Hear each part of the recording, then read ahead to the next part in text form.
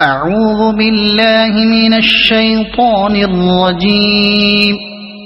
بسم اللہ الرحمن الرحیم الف لام را کتاب انزلناه الیک لتخرج الناس من الظلمات الى النور بإذن ربهم إلى صراط العزيز الحميد الف لام را، اے محمد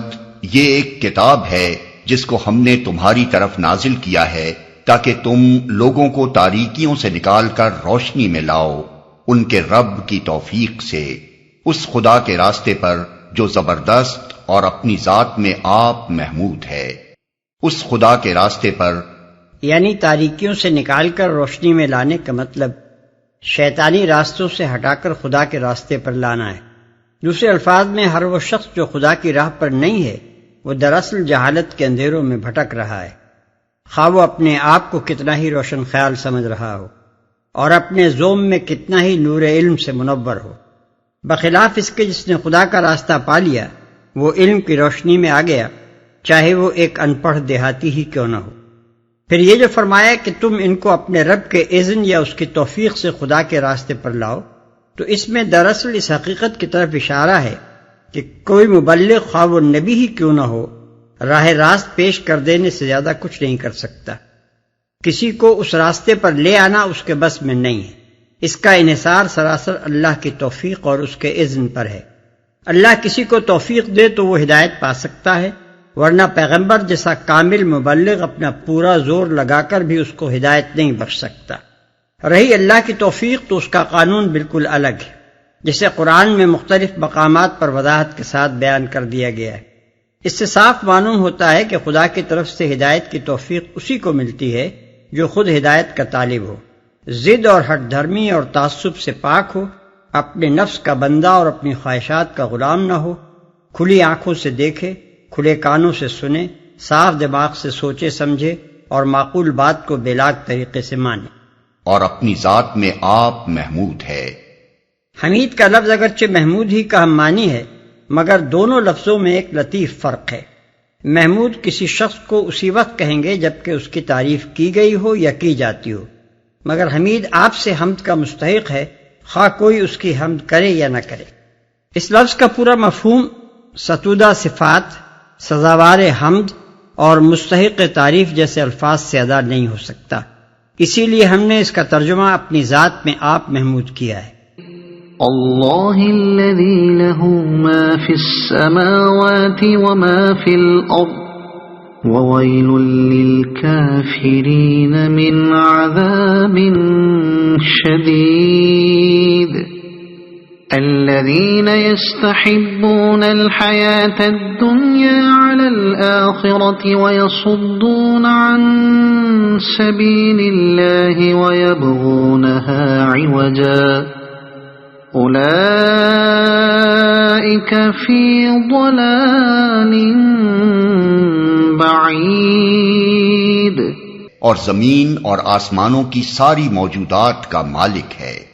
اور سخت تباہ کن سزا ہے قبول حق سے انکار کرنے والوں کے لیے جو دنیا کی زندگی کو آخرت پر ترجیح دیتے ہیں، جو اللہ کے راستے سے لوگوں کو روک رہے ہیں اور چاہتے ہیں کہ یہ راستہ ان کی خواہشات کے مطابق ٹیڑھا ہو جائے۔ یہ لوگ گمراہی میں بہت دور نکل گئے ہیں، دنیا کی زندگی کو آخرت پر ترجیح دیتے ہیں، یا بالفاظ دیگر جنہیں ساری فکر بس دنیا کی ہے، آخرت کی پرواہ نہیں ہے، جو دنیا کے فائدوں اور لذتوں اور آسائشوں کی خاطر آخرت کا نقصان تو مول لے سکتے ہیں، مگر آخرت کی کامیابیوں اور خوشحالیوں کے لیے دنیا کا کوئی نقصان، کوئی تکلیف اور کوئی خطرہ بلکہ کسی لذت سے محرومی تک برداشت نہیں کر سکتے۔ جنہوں نے دنیا اور آخرت دونوں کا موازنہ کر کے ٹھنڈے دل سے دنیا کو پسند کر لیا ہے اور آخرت کے بارے میں فیصلہ کر چکے ہیں کہ جہاں جہاں اس کا مفاد دنیا کے مفاد سے ٹکرائے گا وہاں اسے قربان کرتے چلے جائیں گے۔ یہ راستہ ان کی خواہشات کے مطابق ٹیڑھا ہو جائے۔ یعنی وہ اللہ کی مرضی کے تابع ہو کر نہیں رہنا چاہتے، بلکہ یہ چاہتے ہیں کہ اللہ کا دین ان کی مرضی کا تابع ہو کر رہے، ان کے ہر خیال، ہر نظریے اور ہر وہم و گمان کو اپنے عقائد میں داخل کرے، اور کسی ایسے عقیدے کو اپنے نظام فکر میں نہ رہنے دے جو ان کی کھوپڑی میں نہ سماتا ہو، ان کی ہر رسم، ہر عادت اور ہر خصلت کو سند جواز دے، اور کسی ایسے طریقے کی پیروی کا ان سے مطالبہ نہ کرے جو انہیں پسند نہ ہو۔ وہ ان کا ہاتھ بندھا غلام ہو کہ جدھر جدھر یہ اپنے شیطان نفس کے اتباع میں مڑے ادھر وہ بھی مڑ جائے، اور کہیں نہ تو وہ انہیں ٹوکے اور نہ کسی مقام پر انہیں اپنے راستے کی طرف موڑنے کی کوشش کرے۔ وہ اللہ کی بات صرف اسی صورت میں مان سکتے ہیں جبکہ وہ اس طرح کا دین ان کے لیے بھیجے۔ وما أرسلنا من رسول إلا بلسان قومه ليبين لهم فيضل الله من يشاء ويهدي من يشاء وهو العزيز الحكيم۔ ہم نے اپنا پیغام دینے کے لیے جب کبھی کوئی رسول بھیجا ہے اس نے اپنی قوم ہی کی زبان میں پیغام دیا ہے تاکہ وہ انہیں اچھی طرح کھول کر بات سمجھائے۔ پھر اللہ جسے چاہتا ہے بھٹکا دیتا ہے اور جسے چاہتا ہے ہدایت بخشتا ہے، وہ بالادست اور حکیم ہے۔ اس نے اپنی قوم ہی کی زبان میں پیغام دیا ہے تاکہ وہ انہیں اچھی طرح کھول کر بات سمجھائے۔ اس کے دو مطلب ہیں، ایک یہ کہ اللہ تعالیٰ نے جو نبی جس قوم میں بھیجا اس پر اسی قوم کی زبان میں اپنا کلام نازل کیا تاکہ وہ قوم اسے اچھی طرح سمجھے اور اسے یہ عذر پیش کرنے کا موقع نہ مل سکے کہ آپ کی بھیجی ہوئی تعلیم تو ہماری سمجھ ہی میں نہ آتی تھی، پھر ہم اس پر ایمان کیسے لاتے۔ دوسرا مطلب یہ ہے کہ اللہ تعالیٰ نے محض معجزہ دکھانے کی خاطر کبھی یہ نہیں کیا کہ رسول تو بھیجے عرب میں اور وہ کلام سنائے چینی یا جاپانی زبان میں۔ اس طرح کے کرشمے دکھانے اور لوگوں کی عجائب پسندی کو آسودہ کرنے کی بنسبت اللہ تعالیٰ کی نگاہ میں تعلیم و تلقین اور تفہیم و تبیین کی اہمیت زیادہ رہی ہے، جس کے لیے ضروری تھا کہ ایک قوم کو اسی زبان میں پیغام پہنچایا جائے جسے وہ سمجھتی ہو۔ جسے چاہتا ہے ہدایت بخشتا ہے، یعنی باوجود اس کے کہ پیغمبر ساری تبلیغ و تلقین اسی زبان میں کرتا ہے جسے ساری قوم سمجھتی ہے، پھر بھی سب کو ہدایت نصیب نہیں ہو جاتی، کیونکہ کسی کلام کے محض عام فہم ہونے سے یہ لازم نہیں آ جاتا کہ سب سننے والے اسے مان جائیں۔ ہدایت اور ضلالت کا سرشتہ بہرحال اللہ کے ہاتھ میں ہے، وہی جسے چاہتا ہے اپنے اس کلام کے ذریعے سے ہدایت عطا کرتا ہے، اور جس کے لیے چاہتا ہے اسی کلام کو الٹی گمراہی کا سبب بنا دیتا ہے۔ وہ بالادست اور حکیم ہے۔ یعنی لوگوں کا بطور خود ہدایت پا لینا یا بھٹک جانا تو اس بنا پر ممکن نہیں ہے کہ وہ کاملاً خود مختار نہیں ہیں، بلکہ اللہ کی بالادستی سے مغلوب ہیں، لیکن اللہ اپنی اس بالادستی کو اندھا دھند استعمال نہیں کرتا کہ یوں ہی بغیر کسی معقول وجہ کے جسے چاہے ہدایت بخش دے اور جسے چاہے خواہ بھٹکا دے۔ وہ بالادست ہونے کے ساتھ حکیم و دانا بھی ہے، اس کے ہاتھ سے جس کو ہدایت ملتی ہے معقول وجوہ سے ملتی ہے، اور جس کو راہ راست سے محروم کر کے بھٹکنے کے لیے چھوڑ دیا جاتا ہے وہ خود اپنی ضلالت پسندی کی وجہ سے اس سلوک کا مستحق ہوتا ہے۔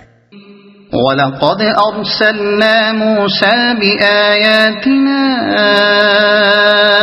أَنْ أَخْرِجْ قَوْمَكَ مِنَ الظُّلُمَاتِ إِلَى النُّورِ وَذَكِّرْهُمْ بِأَيَّامِ اللَّهِ إِنَّ فِي ذَلِكَ لَآيَاتٍ لِكُلِّ صَبَّارٍ شَكُورٍ۔ ہم اس سے پہلے موسیٰ کو بھی اپنی نشانیوں کے ساتھ بھیج چکے ہیں، اسے بھی ہم نے حکم دیا تھا کہ اپنی قوم کو تاریکیوں سے نکال کر روشنی میں لا اور انہیں تاریخ الہی کے سبق آموز واقعات سنا کر نصیحت کر۔ ان واقعات میں بڑی نشانیاں ہیں ہر اس شخص کے لیے جو صبر اور شکر کرنے والا ہو۔ تاریخ الہی ایام کا لفظ عربی زبان میں اصطلاحاً یادگار تاریخی واقعات کے لیے بولا جاتا ہے۔ ایام اللہ سے مراد تاریخ انسانی کے وہ اہم ابواب ہیں جن میں اللہ تعالیٰ نے گزشتہ زمانے کی قوموں اور بڑی بڑی شخصیتوں کو ان کے اعمال کے لحاظ سے جزا یا سزا دی ہے۔ ان واقعات میں بڑی نشانیاں ہیں، یعنی ان تاریخی واقعات میں ایسی نشانیاں موجود ہیں جن سے ایک آدمی توحید خداوندی کے برحق ہونے کا ثبوت بھی پا سکتا ہے اور اس حقیقت کی بھی بے شمار شہادتیں فراہم کر سکتا ہے کہ مکافات کا قانون ایک عالمگیر قانون ہے اور وہ سراسر حق اور باطل کے علمی و اخلاقی امتیاز پر قائم ہے اور اس کے تقاضے پورے کرنے کے لیے ایک دوسرا عالم یعنی عالم آخرت ناگزیر ہے۔ نیز ان واقعات میں وہ نشانیاں بھی موجود ہیں جن سے ایک آدمی باطل عقائد و نظریات پر زندگی کی عمارت اٹھانے کے برے نتائج معلوم کر سکتا ہے اور ان سے عبرت حاصل کر سکتا ہے۔ جو صبر اور شکر کرنے والا ہو، یعنی یہ نشانیاں تو اپنی جگہ موجود ہیں مگر ان سے فائدہ اٹھانا صرف انہی لوگوں کا کام ہے جو اللہ کی آزمائشوں سے صبر اور پامردی کے ساتھ گزرنے والے اور اللہ کی نعمتوں کو ٹھیک ٹھیک محسوس کر کے ان کا صحیح شکریہ ادا کرنے والے ہوں۔ چھچورے اور کمظرف اور احسان ناشناس لوگ اگر ان نشانیوں کا ادراک کر بھی لیں تو ان کی یہ اخلاقی کمزوریاں انہیں اس ادراک سے فائدہ اٹھانے نہیں دیتی۔ وَإِذْ قَالَ مُوسَى لِقَوْمِهِ اذْكُرُوا نِعْمَةَ اللَّهِ عَلَيْكُمْ إِذْ